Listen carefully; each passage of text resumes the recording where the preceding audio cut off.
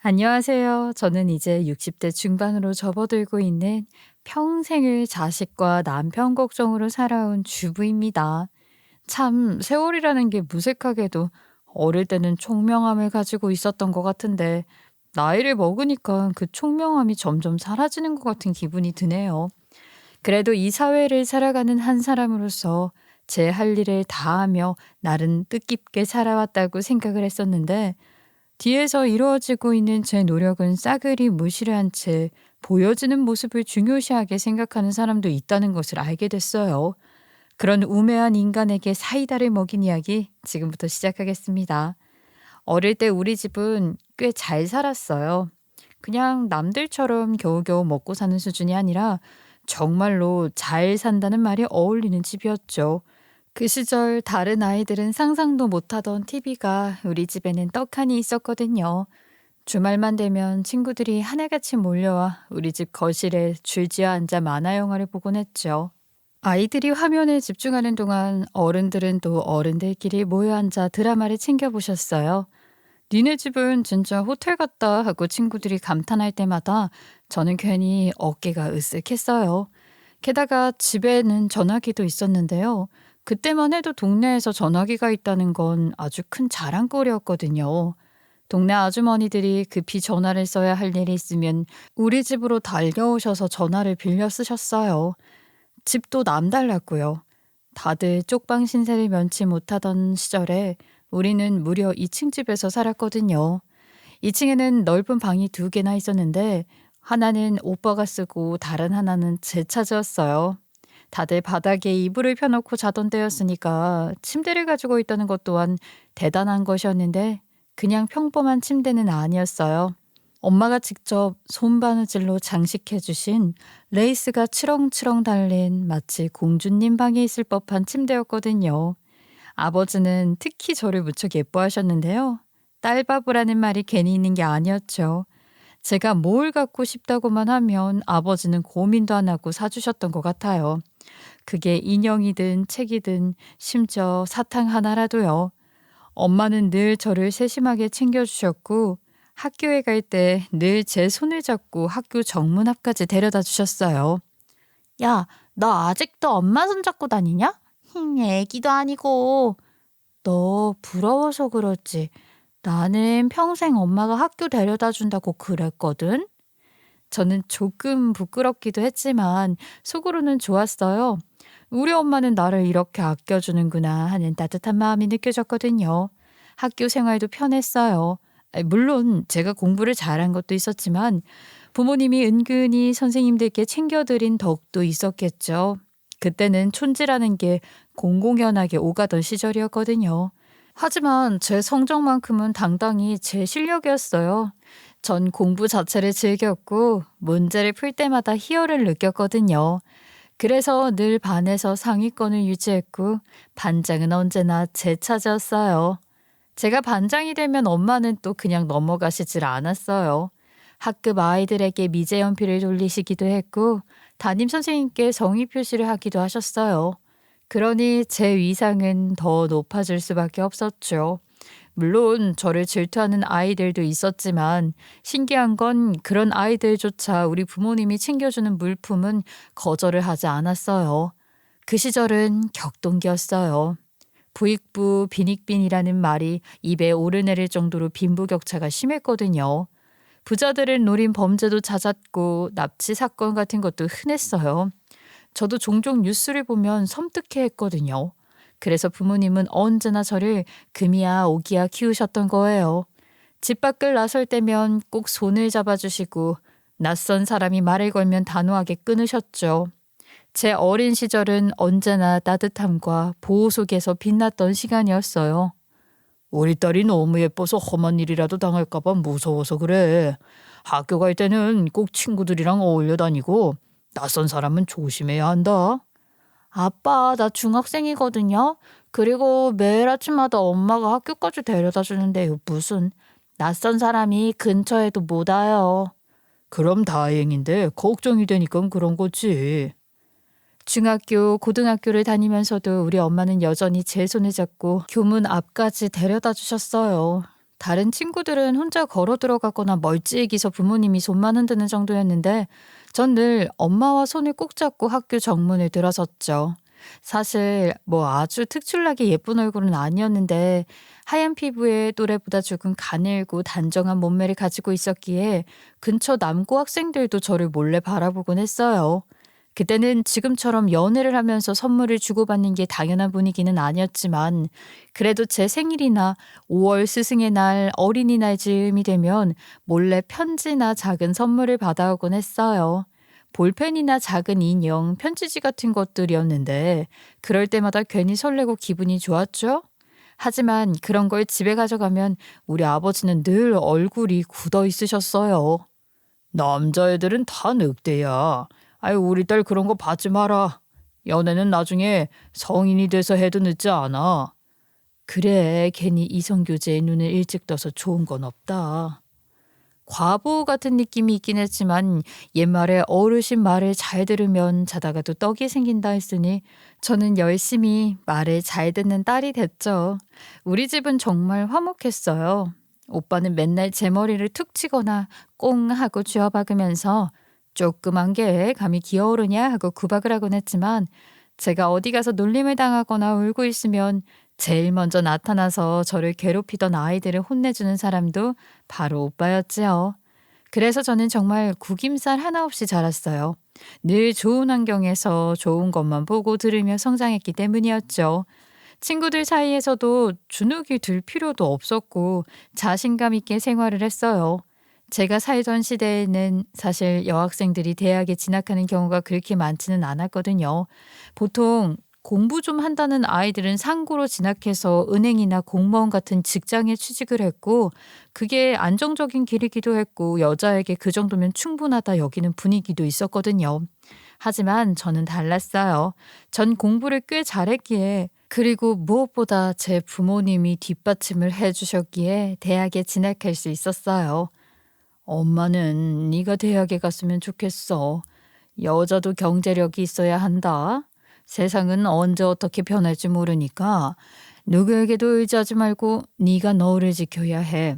그건 결국 머리에서 나오는 거야. 똑똑하고 비상해야만 한다. 대학? 친구들은 다들 진학 안 한다고 하던데.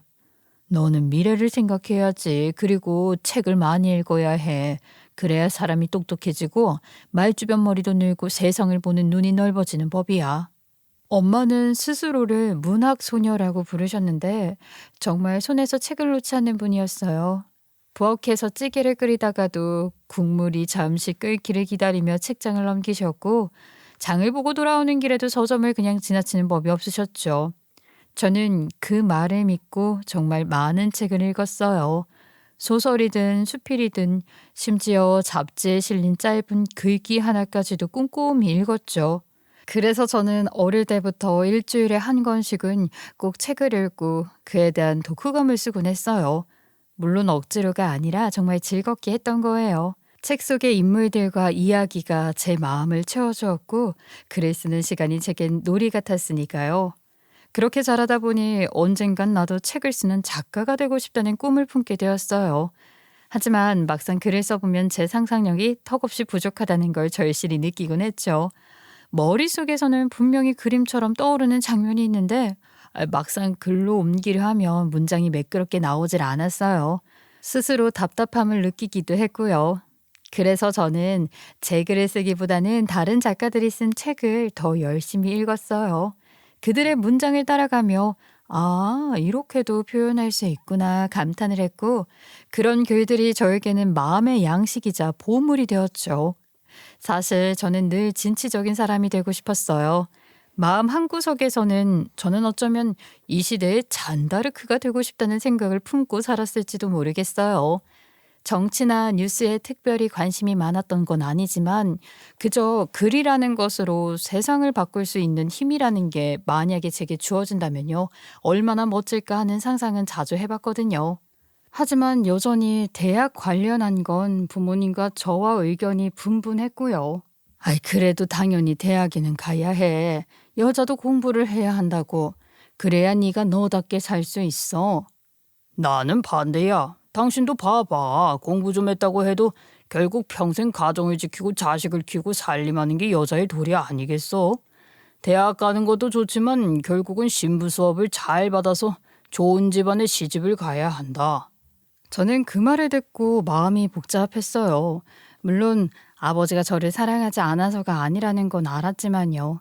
하지만 제 인생이 이미 정해진 틀 안에만 있어야 한다는 듯한 말씀이 조금은 답답하게 느껴졌어요. 요즘은 사람들이 농담처럼 여자의 방은 주방이라는 말이 촌스럽다고 웃어넘기지만 그 시절 아버지의 생각은 그런 말과 크게 다르지 않았던 것 같아요. 아버지는 그렇게 노골적으로 말씀하시진 않았지만 마음 깊은 곳에서는 여자는 당연히 남편을 내조하고 집안을 지켜야 한다는 믿음을 갖고 계셨던 거죠. 저는 아버지와 엄마 사이에서 늘 갈팡질팡을 했는데요. 한쪽에서는 더 배우고 더 멀리 나아가라고 밀어주고 다른 한쪽에서는 안정적인 결혼이 여자의 행복이라고 말하니 제 마음은 늘 반쯤 찢겨 있었던 것 같아요. 아마도 저에게 꿈이 많았기 때문에 더 그랬을지도 모르는데요. 하고 싶은 일이 늘 머릿속에 가득했거든요. 책을 쓰는 작가가 되고 싶다가도 또 어떤 날은 강단에서는 교수가 되고 싶고 또 다른 날은 사회를 바꾸는 활동가가 되고 싶다고 생각도 했어요. 하지만 한 가지 일에 집중하지 못한 게 문제였지만요. 열정은 넘쳤지만 오래 붙잡고 끌고 가는 힘이 부족했어요. 그런 제 모습을 본 아버지는 결국 나이가 찬 저를 선자리상에 내놓으셨어요. 당시 저는 26살, 누가 봐도 결혼 정년기였죠. 뭐 집안도 괜찮게 잘 사는 편이었고 외모도 나름 예쁘장하게 생겼다고들 했으니 선을 보자는 집안들이 꽤 많았어요. 물론 아주 큰 대기업 회장 집안이나 재산이 얼마나 있는지도 모를 만큼 어마어마하게 가진 집에 갈 수는 없었지만 그래도 우리 집과 비슷한 형편의 집안들과 자리가 많이 들어왔어요. 그렇게 만난 사람이 지금의 남편이었어요. 남편은 세련되거나 화려하지 않았지만 투박한 가운데 진솔한 면이 있었어요. 겉으로는 무뚝뚝해 보였지만 말끝에 묻어나는 진심들이 저를 감동시키기에는 충분했죠. 시댁은 경상도가 뿌리인 집안이었는데 그래서인지 전반적으로 애정 표현에는 서툴렀어요. 문제는 시어머니였고요. 시어머니는 평생을 경상도에서 사시다가 자식들 때문에 서울에 올라오셔서 그런지는 몰라도 이 사고방식이 굉장히 전통적이셨어요. 아니, 전통적이라는 표현으로는 좀 부족할 정도였는데요. 그분에게는 여자는 집안에서 남편의 그림자처럼 살아야 잘 사는 것이라는 확고한 신념이 있었어요. 다른 거는 몰라도 우리 아들 뒷바라지만 열심히 해라. 여자가 밖에서 기웃거리면 집안이 안 망가질 수가 없어. 당연히 일도 그만둬야 해. 저는 아직 일을 그만두고 싶은 생각은 없는걸요? 그럼 애비 밥은 누가 챙겨주냐? 어? 내가 챙겨주리? 사실 저는 그때 이미 제 적성에 맞는 일을 찾아 출근을 하고 있던 중이었거든요. 결혼 후에도 그 일을 이어가고 싶었고요. 엄마도 저를 응원해 주셨어요. 제가 하고 싶은 일이 있으면 해야 한다고요. 여자도 경쟁력이라는 게 필요하다면서 말이죠. 하지만 시댁은 강경했어요. 여자가 이 일을 한다는 건 있을 수가 없는 일이야. 시집에 왔으면은 집안일하고 남편 내조하고 애 낳아 키우는 게 네 몫이다. 어머님, 저 근데 일 계속하고 싶어요. 제 일이 좋아요. 제 힘으로 돈 버는 것도 필요하다고 생각하고요. 어머니, 이 사람 하고 싶은 일 하게 냅두세요. 아니, 나중에 아이를 낳게 되면 생각이 바뀔 수도 있으니까요. 그렇게 저에게 잔소리를 하던 시어머니도 남편의 말이라면 입을 꾹 다무셨어요. 남편이 제 편이라는 사실에 든든했어요. 그래서 결혼 후에도 일을 할 수 있었죠. 하지만 시간이 지나 아이를 가지게 되면서 자연스럽게 회사를 그만둘 수밖에 없었어요. 솔직히 처음에는 별로 아쉽지는 않았어요. 제 뱃속에 새로운 생명이 있다는 사실이 그게 더 너무나도 기쁘고 벅찼거든요. 하지만 막상 아이를 키우면서 알게 됐어요. 왜 엄마가 늘 여자에게도 경쟁력이 있어야 한다고 말을 했는지요. 아이가 아프거나 시댁과 의견이 맞지 않거나 생활비 때문에 남편 눈치를 봐야 할 때마다 제 마음은 점점 작아졌습니다. 제 통장에 제 힘으로 벌어둔 돈이 사라지고야 나니 세상은 달리 보이더라고요. 경제력이 없는 여자가 얼마나 쉽게 무시당할 수 있는지도 서서히 깨닫게 되었고요. 제가 일을 그만두자 시어머니의 간섭은 눈에 띄게 심해졌어요. 말 그대로 본격적인 시집살이가 시작된 거였죠. 아침에 눈을 뜨는 순간부터 밤에 잠들기 전까지 하루에도 몇 번씩이나 잔소리를 들었어요. 여자는 집안일만 제대로 해도 반은 먹고 들어가는 거다. 아예 아침밥은 왜 이렇게 성의 없이 차리니? 우리 아들은 예전에 더 잘 먹었어. 지금도 그이 살이 쪄서 식사를 좀 조절해야 해요. 남자가 저 정도 풍채는 있어야지. 뭐가 살이 쪘다고 맨날 풀떼기만 져. 고기 반찬을 해주란 말이야. 고기 반찬을. 이런 말들을 하루에도 수십 번씩 들어야 했어요. 그래도 다행인 건 저를 끔찍하게 아끼던 우리 엄마가 그때까지만 해도 중간에서 꽤 많은 중재를 해주셨다는 거죠. 엄마가 전화를 걸어 시어머니께 조곤조곤 말씀을 드리면 시어머니도 겉으로는 잠시 수그러들곤 했어요. 하지만 그 평화도 오래가지 못했죠. 진짜 큰 사건은 아이를 낳을 때 찾아왔거든요. 제 골반이 좁아져 있고 길이 제대로 열리지 않아서 자연분만이 힘들다는 진단을 받았어요. 산모와 아이 모두 위험할 수 있습니다. 제왕절개를 해야 합니다. 안 된다. 아이는 무조건 자연분만으로 낳아야 튼튼하게 큰다고. 괜히 칼대서 별일 생기면 어떡하노? 저는 진통으로 정신이 아득한 상황에서도 그 말이 귀에 박혀서 더 힘들었어요. 남편은 그때까지만 해도 아무 말도 하지 않고 시어머니 쪽에만 서 있었고요. 의사는 몇 차례나 재차 설명을 했지만 시어머니는 완강했어요. 그렇게 10시간, 20시간, 결국 40시간 가까이 진통이 이어졌어요. 온몸이 찢어지는 듯한 고통에 눈앞이 새하얘졌고 양수까지 다 빠져나와 아이의 목숨이 위태로운 상황에 이르렀습니다. 저는 정말 저승사자가요, 제 앞에 와 있는 것 같았어요. 이제는 수술밖에 방법이 없다고 남편분 빨리 사인하라는 의사의 호통이 쏟아지자 그제서야 남편이 수술 동의서에 사인을 했고 겨우겨우 수술을 할 수 있었네요. 저는 마취에 들어가기 직전 이대로 죽을 수도 있겠구나 하는 생각이 스칠 정도였어요. 다행히 수술은 잘 끝났고 아이도 무사히 태어났어요. 하지만 저는 그날 결심했죠. 절대로 둘째는 가지지 않겠다고요. 다시는 저 지옥 같은 고통을 겪지 않겠다고요. 첫 아이가 아들이었기에 그나마 시어머니가 둘째를 강요하지는 않았던 거예요. 만약에 딸이었다면요. 제 몸조리는커녕 딸이 뭐 대수냐, 당장 둘째 낳아라. 이번엔 아들 낳아야지 하고 몰아붙였을 게 뻔했습니다. 오서방, 내 딸은 절대로 둘째 못 낳는다. 출산하다가 죽을 뻔했는데 또 그런 고생을 시키면 내가 가만히 안 있을 거야. 골반도 다 틀어졌는데 둘째 가지면 안 돼. 자네, 내 딸이 어떤 고생을 했는지 똑똑히 봤지. 다시는 그런 일이 없게 해야 해. 네, 장인어른 장모님, 명심하겠습니다. 그렇게 단단히 못을 박으신 뒤에는 아예 남편을 병원에 데리고 가서 수술을 받기까지 하셨어요. 그 결과 우리 남편은 더 이상 아이를 가질 수 없는 몸이 되었고요. 이 사실을 알게 된 시어머니는 당연히 노발대발을 했죠. 어떻게 남의 아들을 씨 없는 수박으로 만들어버릴 수 있어. 이게 무슨 날벼락이야?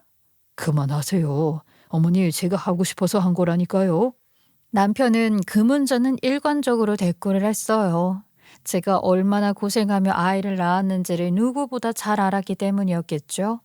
그날만큼은 남편이 조금 제 편이라는 게 느껴졌네요. 그런데 문제는 그 뒤였어요. 시어머니는 그 일을 계기로 저를 원망하기 시작을 했고 그 분노는 곧 시집살이로 이어졌어요. 조금이라도 마음에 들지 않으면 눈을 부릅뜨고 잔소리를 퍼부으셨고 일부러 집안일을 흠잡으면서 저를 괴롭히셨거든요. 근데 정말 아이러니한 건 시어머니도 분명 며느리로 살아온 경험이 있는 분이라는 거예요. 그래서 며느리였으니까 당연히 며느리의 마음을 이해해 주겠지 하고 기대를 했는데 아니요, 전혀 아니었어요.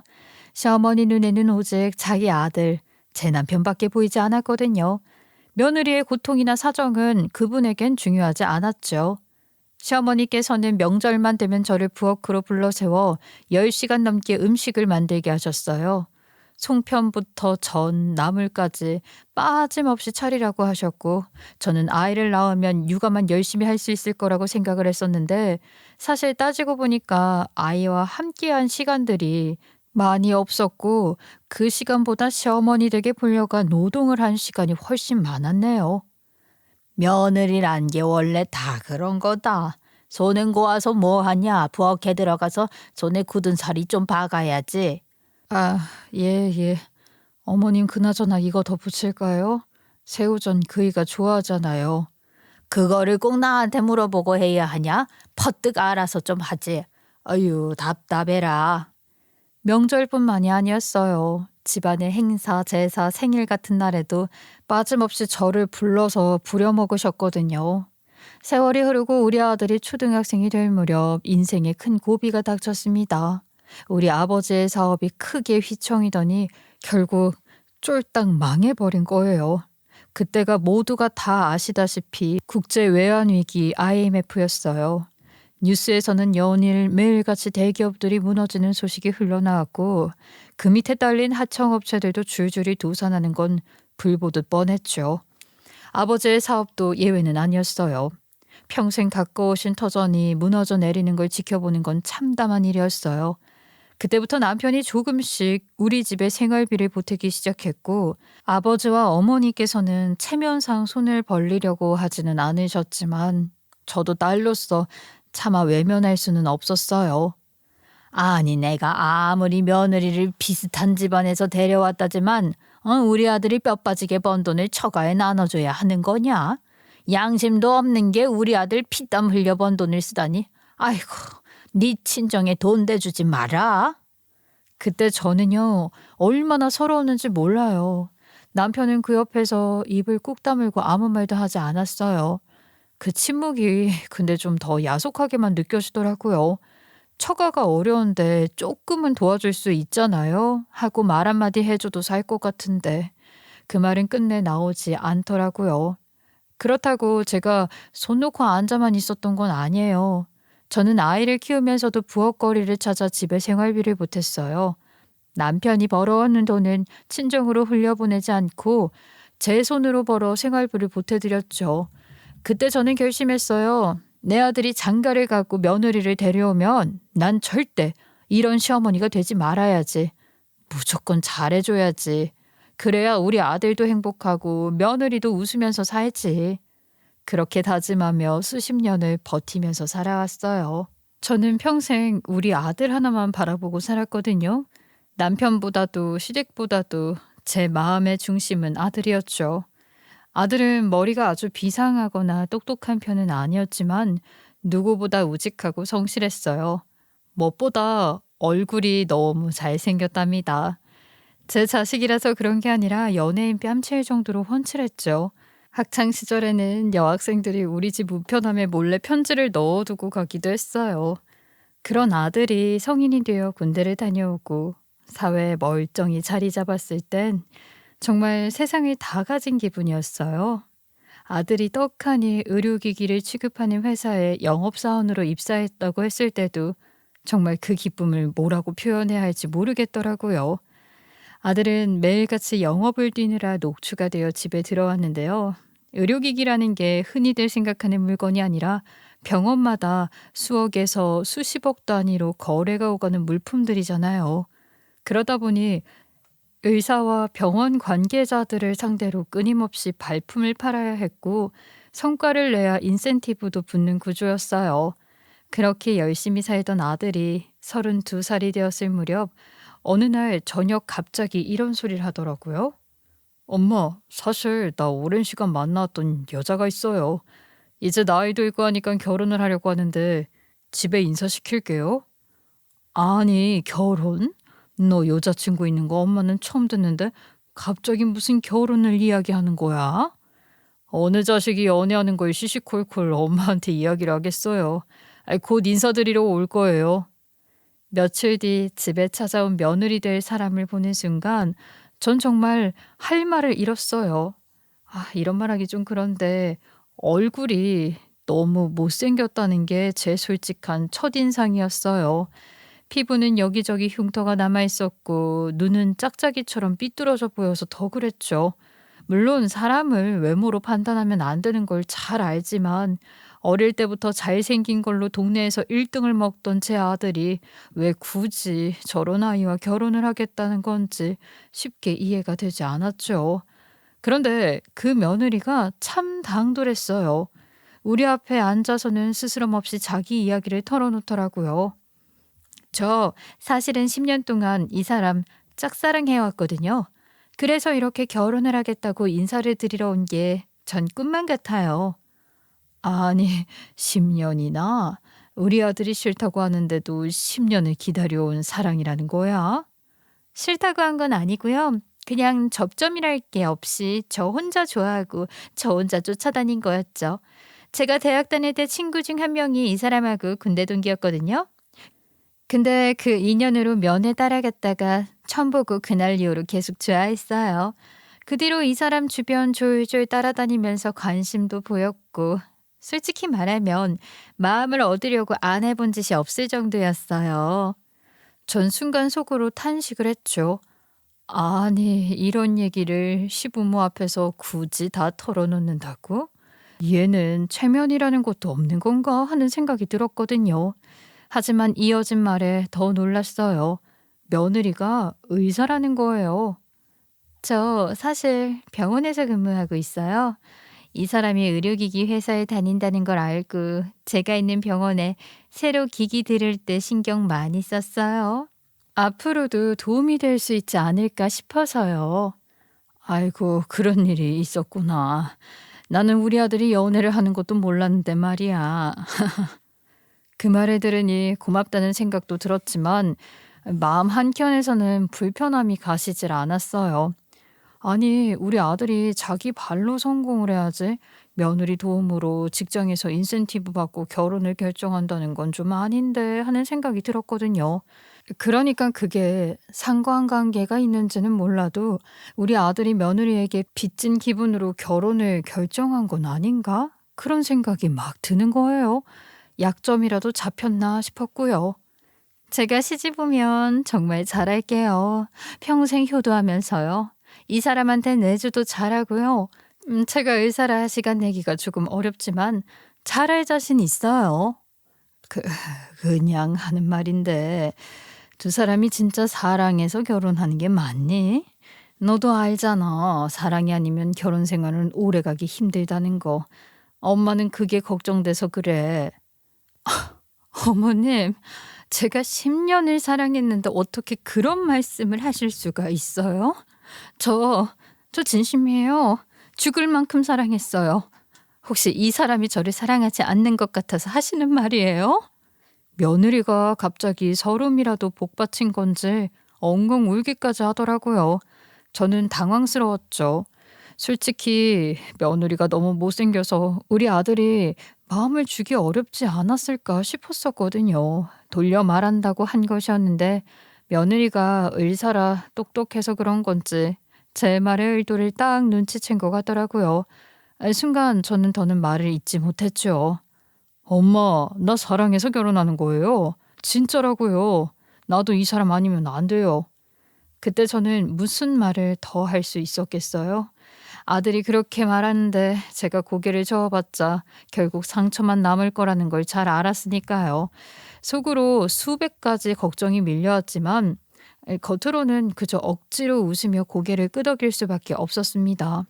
그렇게 결혼식을 올리고 난 뒤 처음엔 걱정과 달리 며느리랑 우리 아들이 열심히 살아가는 모습이 보기 좋았어요. 둘이서 바쁘게 맞벌이도 하고 서로 챙겨주는 모습도 있었으니까요. 하지만 문제는 따로 있었죠. 바로 안싸돈이요. 며느리가 우리 아들을 10년이나 졸졸 따라다니다가 결혼까지 이룬 건데 그 과정에서 우리가 탐탁치 않아 했다는 이야기를 전부 전해 들은 건지 뭔지 안싸돈이 은근히 우리를 무시하는 태도를 보였어요. 처음 인사 자리에선 이렇게 말을 하더라고요. 아유, 우리 딸이 뭐가 부족해서 반대를 하셨을까요? 우리 딸 의사잖아요, 의사. 사위가 의료기기 회사 다니는 건 알지만 평범한 월급쟁이 아닌가요? 사실 우리도 그게 마음에 걸렸답니다. 아니, 제가 무슨 반대를 했다고. 오해입니다. 오해라고요? 우리 딸이 인사하러 갔다가 아주 눈이 퉁퉁 부어서 왔던데. 저는 순간 가슴이 철렁 내려앉았어요. 말투는 웃고 있는 낯이었지만 안에 깔린 비아냥을 제가 모를 리가 없었죠. 안사돈의 은근한 무시는 그 뒤로도 이어졌습니다. 가족끼리 모여 식사를 할 때마다 꼭 한두 마디씩 던졌어요. 며느리 생일 자리에서도, 우리 아들 생일 자리에서도, 손주 돌잔치 자리에서도 어김없었죠. 우리 딸은 의사라서 집안의 자랑거리인데 사위는 언제 잘릴지 몰라서 불안불안하네요. 성과 없으면 돈도 못 번다면서. 그래도 두 사람이 서로 좋다고 하니 그걸로 된 거 아닐까요? 아유, 경제력도 중요하죠. 사부인은 평생 전업주부로만 사셨죠. 요즘은요, 여자도 돈을 벌어야 하는 세상인데 저는 여전히 능력 인정받으면서 일 다니고 있답니다. 겉으로는 미소를 지으며 이야기를 하지만 듣는 제 속은 까맣게 타들어갔어요. 뭐 틀린 말은 아니었거든요. 전 전업주부였고 안사도는 직업을 가진 여성이었으니까요. 하지만 자기 딸 반대했다는 이유로 몇 년을 두고 똑같은 말을 반복해야 하는 건 이거는 도가 지나치다 싶었어요. 그런 와중에 며느리가 아이를 낳았을 때도 일이 있었죠. 며느리 커리어가 줄어들면 안 된다고 안사돈이 우리 아들에게 대놓고 육아휴직을 내라고 강요를 하는 겁니다. 물론 아들이 애를 보는 게 나쁘다는 건 아니에요. 근데 마치 며느리만 소중하고 내 아들은 당연히 희생해야 한다는 식의 태도가 너무 불편했죠. 그러던 어느 날 며느리가 의사 동기들과 함께 병원을 개원을 했어요. 정형외과 의사 셋이 뭉쳐서 강남에 큰 병원을 차린 거예요. 건물 2층과 3층을 통째로 쓰면서 입원실과 VIP실까지 갖췄다니. 처음 듣는 순간 저도 깜짝 놀랐죠. 게다가 우리 아들이 다니는 회사에서 최신식 장비를 대거 들여놓았으니 개원 첫날부터 손님들이 줄을 섰어요. 하지만 급하게 개원을 하다 보니 인력을 다 구하지 못한 모양이었어요. 청소할 사람도 마땅치 않다는 얘기를 듣고 있던 참에 안사돈이 저한테 전화를 걸어왔죠. 사부인, 전업으로만 사시니까 심심하시죠? 아니, 시간 있으시면 저 병원 청소 좀 도와주세요. 뭐 힘든 일은 아니고 그냥 아르바이트라 생각하시고요. 처음에는 속이 좀 상했어요. 전업주부라는 이유로 제가 심심할 거라고 단정짓는 태도가 못마땅했거든요. 하지만 며느리에게 잘해주자고 다짐했던 마음도 있었고 예전에 제가 반대한 일이 미안하기도 했어요. 그래서 흔쾌히 돕기로 했죠. 그렇게 아르바이트 삼아 청소를 하던 어느 날 엄청 유명한 외국인 VIP 손님이 병원에 입원을 하게 됐어요. 허리 수술을 받으러 왔다고 하더군요. 전 평소처럼 복도를 청소하다가 그 손님과 마주쳤는데 순간 용기를 내서 말을 걸어보려고 했어요. 그 순간 안사돈이 다가와 제 어깨를 찰싹 치며 말을 하더라고요. 아유, 사부인, 뭐 하세요? 영어도 못하시면서 무슨 쪽팔림을 당하시려고 그래요? 괜히 나서서 깝치지 말고 가만히 청소나 하세요. 우리 딸 곧 오니까. 그 말이 얼마나 모욕적으로 들리던지 가슴이 확 쿵 내려앉았어요. 하지만 저도 가만히 있지 않았죠. 순간 안사돈의 어깨를 똑같이 찰싹 치면서 환하게 웃었거든요. 그리고는 아주 유창한 영어로 외국인 환자에게 말을 건넸습니다. Welcome to our hospital. Don't worry. You are in very good hands here. If you need anything, please let me know. 그렇게 말하니 그 외국인 환자가 제 말을 듣고 환하게 웃으며 Thank you so much 하고 대답했을 때 안사돈의 얼굴이 굳어지는 게 똑똑히 보였죠. 속으로 얼마나 통쾌했던지 몰라요. 안사돈이 그때 엄청 놀란 얼굴을 하더라고요. 아마도 제가 평생 전업주부로만 살았고 경력이라고는 제대로 된 게 없으니 그냥 집에서 탱자 놀며 살았을 거라고 생각했겠죠. 늘 잔소리처럼 제게 했던 말이 전업주부는 뭐 편해서 좋겠다라든지 시간 많으시죠? 같은 말을 던지곤 했으니까요. 그런데 제 영어가 유창하게 튀어나오는 걸 보자 입술을 꾹 깨물며 눈을 크게 뜨더군요. 사실 우리 또래라면 알 거예요. 그 시절에 여자가 그것도 서울에 있는 대학을 졸업한다는 게 얼마나 어려운 일이었는지요. 없는 건 아니었지만 대부분은 고등학교 졸업하자마자 취직 자리 알아보기에 급급했잖아요. 아마 안사돈도 그랬겠죠?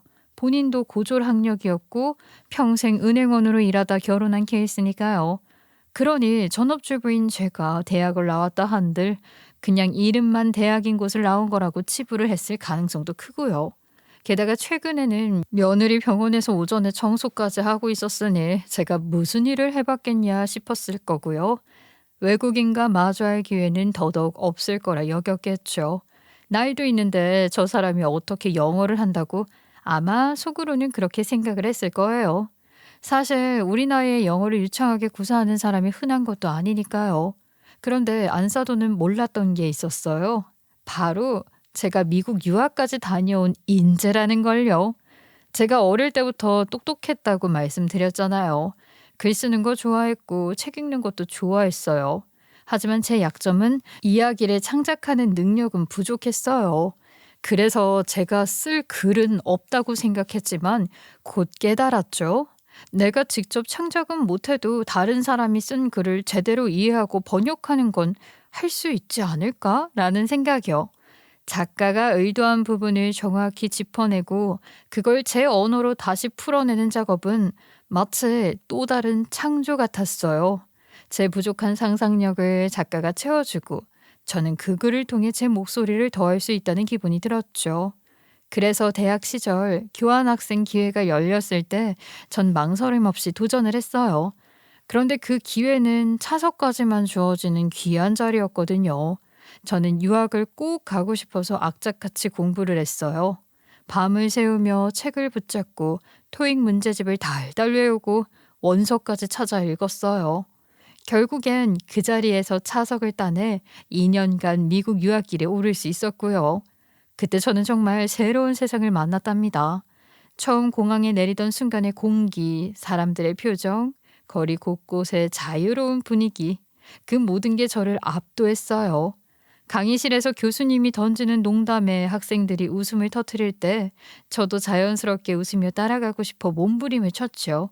그 과정에서 저는 영어를 제대로 배웠어요. 단순히 문법이나 단어 암기를 넘어 미국식 표현과 사고방식을 직접 체득한 거예요.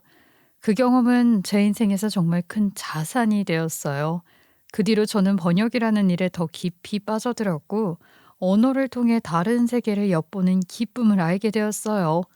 미국에서 돌아온 뒤에도 저는 절대로 영어 공부를 게을리하지 않았답니다. 신문 사설을 원문으로 읽어보고 외국 서적을 사다 읽고 라디오 영어 방송을 매일같이 틀어놓았죠. 그래서였을까요? 안 싸더니 제 어깨를 치며 비웃듯 영어도 못하면서 왜 나서냐 했을 때 제 안에 있던 무언가가 확 끌어올랐어요. 저는 그 자리에서 그 말을 고스란히 되갚아주고 싶었어요. 그래서 일부러 안사돈의 어깨를 찰싹 치면서 환하게 웃었고 외국인 VIP 환자에게 유창한 영어로 말을 건넨 거였죠. 여기 오신 걸 환영해요. 제가 말했죠? 이 병원의 의료기기가 최첨단이라고요. 저 믿고 수술과 입원하시기로 하셨으니까 좋은 결과 받으실 수 있을 거예요. 고마워요, 마담. 내가 수술만 잘 되면 평생 마담이랑만 계약하고 출판할게요. 그 순간 안사돈의 얼굴은 벌겋게 달아올라 있었어요. 그 표정을 보니 무슨 말인지 못 알아듣는 것 같은 눈치였지만 그래도 저는 계속해서 그 외국인 VIP와 영어로 대화를 하고 있었어요. 벙쪄서는 무슨 말인지 알아들어 보려고 기웃거리는 안사돈 모습을 보니 그간 제 마음속에 쌓였던 응어리가 조금씩 풀리는 것 같았습니다. 저는 유학과 졸업 후 출판사에 취직을 했는데요. 처음에는 막내 직원답게 교정과 교열을 보는 일이 주 업무였고 책의 맞춤법을 고치고 문장을 조금 더 매끄럽게 다듬는 일을 했어요. 솔직히 단순 반복처럼 느껴지기도 했어요. 하지만 그 과정에서 제 눈은 점점 더 예리해졌고 글에 대한 감각도 날카롭게 길러졌죠. 그러다 일에 욕심이 나서 출판사에 요청을 했어요. 저 혹시 제가 번역 일을 맡을 수 있을까요? 영어는 자신 있거든요. 좋아요. 처음부터 큰 건 맡길 수는 없으니까 동화책부터 시작해보죠. 그렇게 해서 저는 제 첫 번역 일을 맡게 되었는데요. 동화책을 번역하는 일은 정말 재밌었어요. 아이들을 위한 이야기라 문장이 단순했지만 그 단순함 속에서 따뜻함과 상상력이 필요했거든요. 제 부족한 표현력도 채워나갈 수 있었고 제 안에 남아있던 동심도 고스란히 글 속에 담을 수 있었어요. 하지만 결혼을 하고 임신을 하면서 결국 출판사를 그만둘 수밖에 없었죠. 당시엔 참 많이 아쉬웠지만 그래도 번역이라는 손길을 완전히 놓지는 않았습니다. 간간히 프리랜서로 짤막한 번역을 하며 출판사와의 인연은 계속 이어갔어요. 아이가 낮잠 자는 짧은 시간에도 사전을 펴고 원문을 해석하며 원고를 다듬었죠. 그렇게 제 삶 속에서 번역은 언제나 작은 불씨처럼 살아있었어요. 연차가 거듭될수록 저도 점점 번역 실력이 늘어났지만 한 가지 한계가 있었던 게 제가 주로 맡아온 건 동화책 종류라 장편 소설을 번역할 기회는 쉽게 지어지지 않았다는 거예요. 하지만 저는 기다렸죠. 언젠가는 더 큰 작품을 맡게 될 날이 올 거라고 믿으면서요. 그러던 어느 날 우리 아버지 회사가 무너져 내렸을 때였어요. 집안 사정이 어려워지자 저도 번역을 통해 조금이라도 돈이 되는 일을 하고 싶다는 마음이 간절해졌습니다. 그래서 출판사에 부탁을 드렸죠. 저 좀 더 큰일 해보고 싶습니다. 잡지라도 좋으니까 기회를 주세요. 그러면 외국 잡지들이나 기사 번역을 한번 해보실래요? 패션이나 시사, 건강, 다양한 주제들이라 번역하기 어려울 수 있어요. 다양한 주제를 다루다 보니 언어 실력뿐 아니라 배경 지식도 쌓이더군요.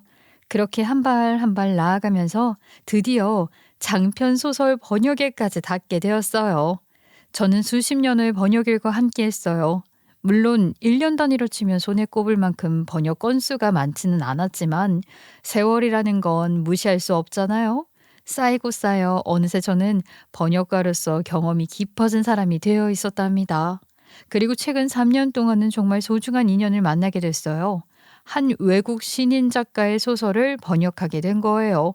출판사에서 소개받은 작가였는데 제가 번역한 부분을 보더니 무척이나 마음에 든다고 하더라고요.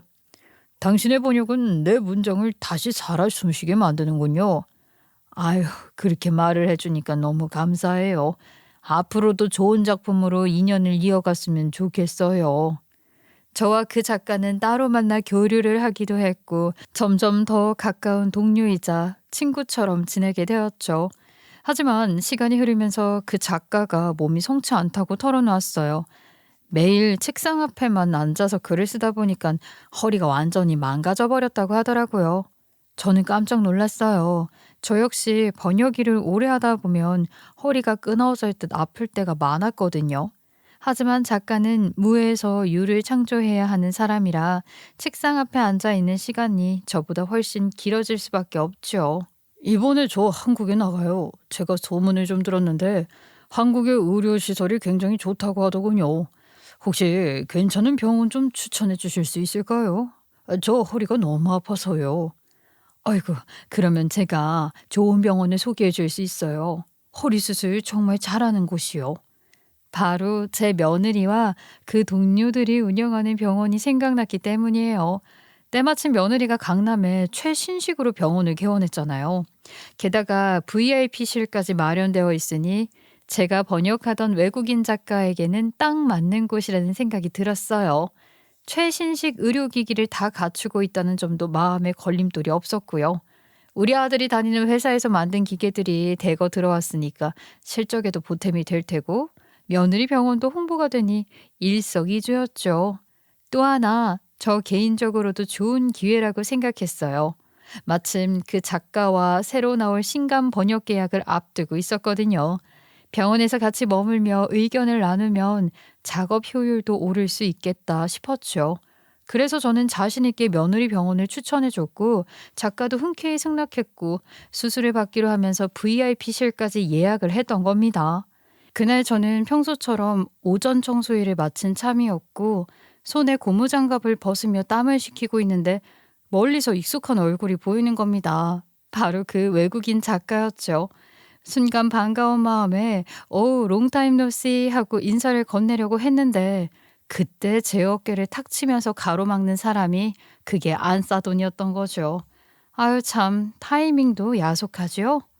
아무튼 안사돈이 한 그 말이 얼마나 모욕적으로 들리던지 가슴이 철렁 내려앉았고 목소리도 일부러 크게 해서 주변 사람들이 다 듣기 말하는 바람에 순간 얼굴이 화끈거렸어요. 전 잠시 숨을 고르며 꾹 참고 있었는데 뜻밖에도 외국인 작가가 먼저 환한 미소를 지으며 제 쪽으로 다가온 거죠. 오랜 지인인 저를 알아봤을 테니까요. 작가가 저를 향해 팔을 벌리며 반갑게 인사를 하는 순간 안싸돈 얼굴이 굳어졌고 그 자리에 있던 며느리도 순간 놀란 듯 저를 바라봤어요. 저는 작가에게 다가가 자연스럽게 영어로 대꾸를 했죠. 제가 막힘없이 대화를 이어가자 안싸돈은 눈을 동그랗게 뜨고 당황한 얼굴을 감추지 못하게 된 것입니다. 영어를 전혀 알아듣지 못하니까 곧바로 며느리에게 또 물어보더라고요. 예, 지금 뭐라는 거니? 도대체 무슨 사이래? 아유, 엄마 가만히 있어봐.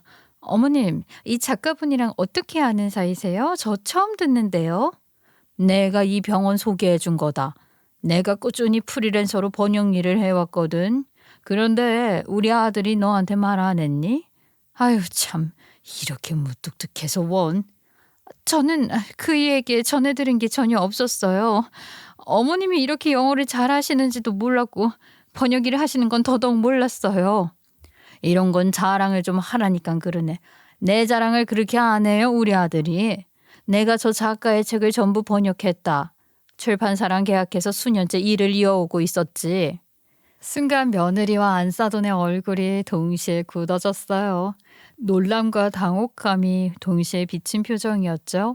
안사돈은 말이 막힌 듯 입술만 달싹였고 며느리도 어쩔 줄 몰라 하더군요. 전 괜히 어깨가 으쓱 올라갔어요. 마침 작가가 제 어깨를 툭 치며 환하게 웃었고요. 저에게는 참 소중한 인연입니다. 제 책의 번역을 맡길 수 있는 사람이 마담밖에 없거든요. 작가가 그렇게 말하는 순간 전 속으로 이보다 더한 정점이 있을까 싶을 만큼 통쾌했지요. 그 자리에서 안사돈은 굳은 표정으로 저를 바라보다가 더는 아무 말도 하지 못했어요. 며느리는 어색한 웃음을 지으며 어머님 정말 대단하시네요. 제가 몰라 뵀어요 하고 말했고요. 전 그때 느꼈어요.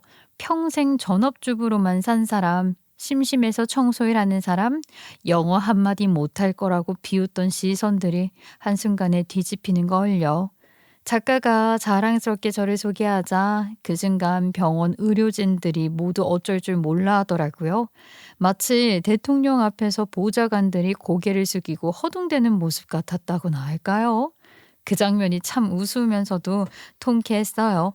전 잠시 웃음을 참다가 곁에 있던 안사돈을 힐끔 쳐다보며 일부러 콧방귀를 뀌었죠. 아유, 사돈은 설마 이 정도 영어도 못하세요? 기본적인 인사잖아요. 은행에서 일을 하려면 영어는 잘해야 하지 않나요? 아, 옛날의 은행원이랑 지금 은행원은 조금 다르지요? 제가 그렇게 말하자 안사돈 얼굴이 금세 벌겋게 달아올랐어요. 귀끝까지 빨개져서는 입술만 바르르 떨고 있었죠. 평생 저를 전업주부라 무시하고 자기 딸은 의사라고 내세우면서 우리 아들은 그냥 월급쟁이 회사원이라 깎아내리던 사람이었잖아요. 그 순간 저는 속으로 꼴 좋다, 아주 꼴 좋아 하고 쓴웃음을 삼켰어요. 며느리도 이 상황이 민망했는지 어색하게 웃더라고요. 자꾸만 대단하다고 말을 하는데 입 발린 소리일 수도 있겠지만 괜히 우쭐대고 싶은 마음이 드는 건 어쩔 수가 없었네요. 사실 저는 며느리에게 별 감정이 없었거든요. 처음에 외모만 보고 반대한 게 미안해서 오히려 더 잘해주려고 마음을 쓰고 있었던 편이었어요. 근데 문제는 늘 안사돈이었어요. 제가 아들을 그렇게 애지중지 키워 좋은 회사에 들어가게 만들었는데도 끊임없이 무시를 했으니까요. 저라고 곱게만 대하고 싶었겠어요. 속이 뒤집힐 때가 한두 번이 아니었는데 이번 기회에 제 속이 확 풀리는 걸 느꼈어요.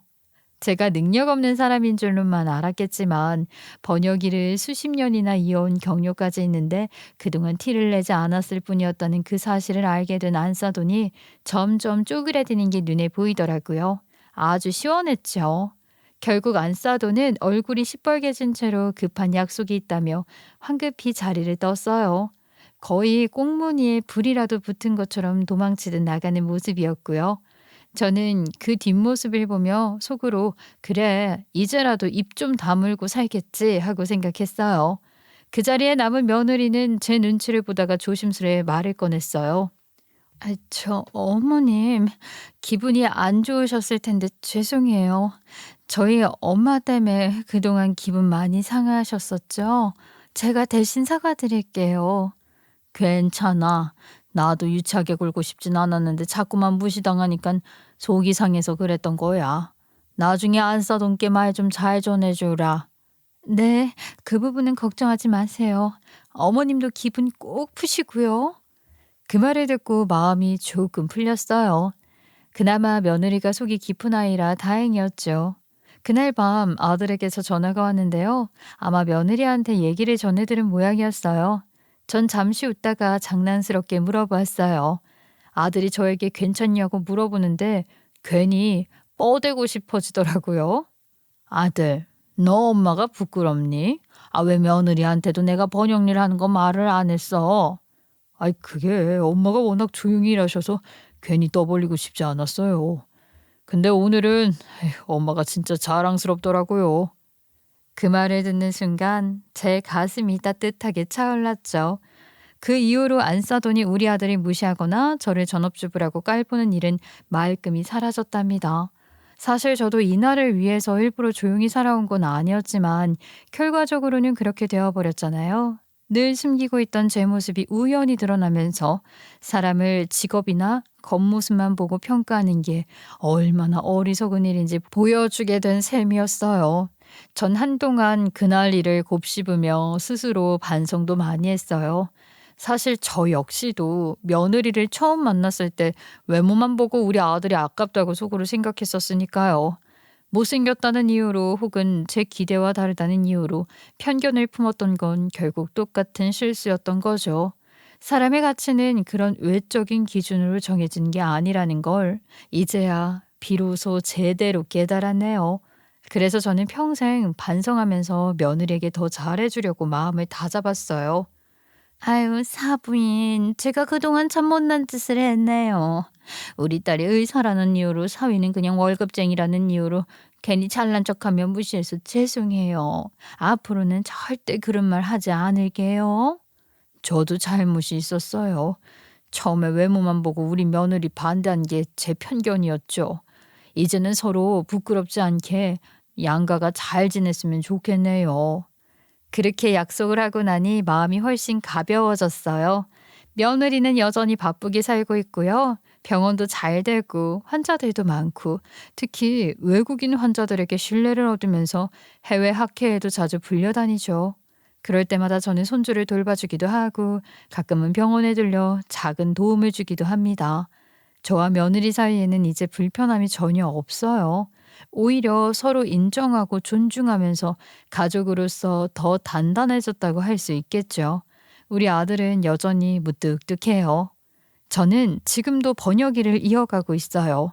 물론 젊은 시절처럼 빠르게 많은 일을 해내진 못하지만 꾸준히 원고를 받아서 제 속도로 해나가고 있어요. 최근에는 예전에 함께했던 외국인 작가가 제게 고맙다고 손편지를 보내왔어요. 당신의 번역 덕분에 한국에서 새로운 독자들을 만났습니다.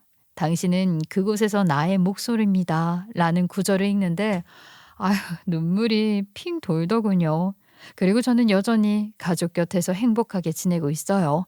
손주가 커가면서 영어를 배우겠다고 하면 제가 직접 재미있게 가르쳐 주기도 하고요. 며느리는 종종 웃으며 말해요. 어머님, 저희 아이 영어 선생님 따로 모실 필요가 없겠네요. 집에 원어민보다 더 든든한 선생님이 계시니까요. 아유, 그러게 말이야. 내가 괜히 미국까지 다녀온 게 아니네. 이제는 안사돈을 떠올리며 화내는 일도 속상해하는 일도 없어졌어요. 서로가 스스로를 돌아봤을 테고 저 역시 제 편견을 반성하며 한층 성숙해졌으니까요. 결국 인생이라는 건 끝없이 배우고 고쳐나가면서 살아가는 게 아닐까 싶습니다. 이게 바로 가족이고요. 제 이야기는 여기서 마치도록 하겠습니다. 저의 긴 이야기 들어주셔서 감사합니다.